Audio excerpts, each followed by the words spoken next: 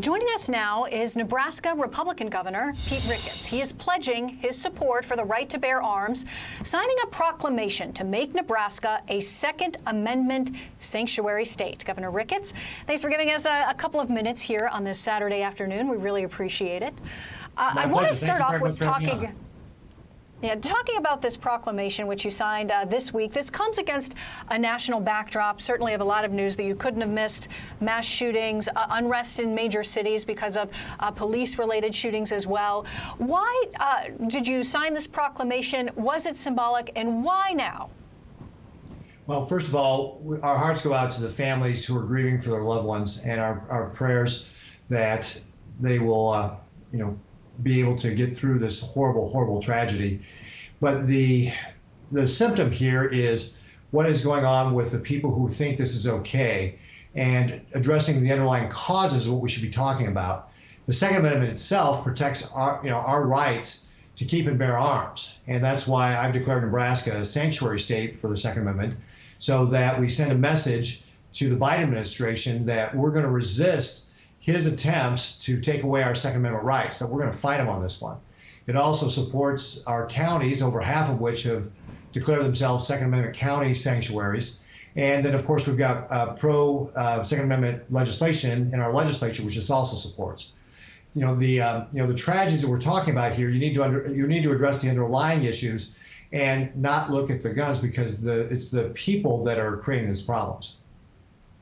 Yeah, that was actually my next question. You had mentioned you expressed your sympathies for some of the mass shootings. Unfortunately, we saw just most recently there in Indianapolis, the FedEx shooting that has garnered so many headlines. But Nebraska has not been immune either to mass shootings. You had a very notable mass shooting at a mall in 2007, and also just in I think it was 2020 at a Sonic drive-in. So the people of your state have also experienced this pain. So what can be done to address mass shootings?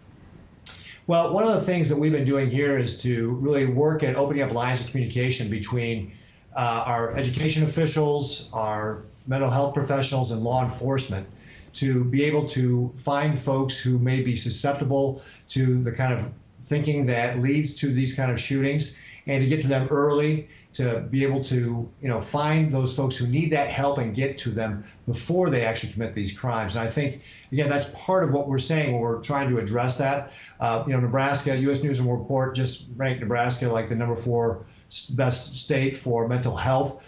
We've worked to be able to improve that aspect of it.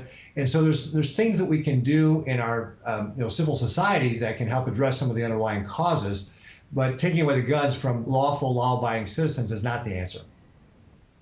Democrats are pushing for various reforms that they believe will help to rein in gun violence, red flag laws, expanding background checks.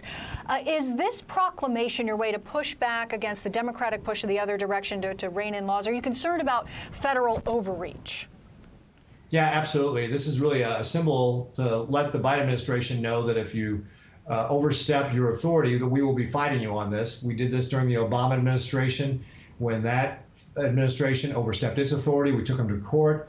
We'll be fighting them, as well on this one if they want to take away our gun rights and infringe upon our Second Amendment rights. And that's really part of the message we're sending here with this proclamation that we are a sanctuary state for our Second Amendment rights. Just a quick shift. I want to go to the economy. You are seeing some positive statistics there in Nebraska. Some good signs that the economy is back, bouncing back here in the wake of COVID and as the vaccine was rolling out. But there is a new administration. This is something that every state leader has to deal with every 4 years, and a new administration can mean new things. For instance, the big changes with the Keystone Pipeline when the president revoked the permit.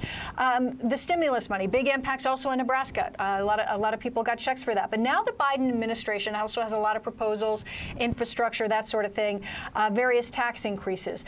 Where do you see opportunity? Where do you see concerns as the Biden administration rolls out sort of their budget plans?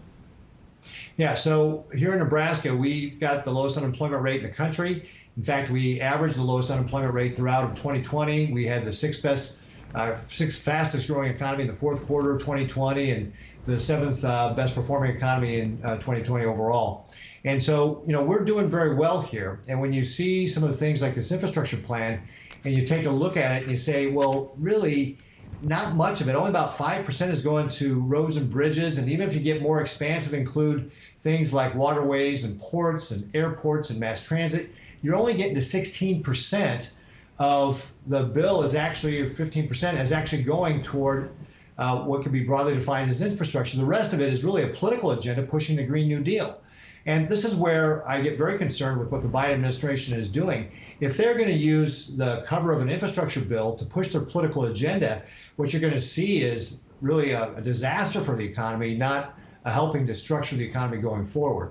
And when it comes to gas taxes and raising things like or raising taxes, we all live within our means. Every Nebraska family has to live within their means, and that's what we do at the state. We're a pay-as-you-go kind of place here in Nebraska. We don't spend money we don't have.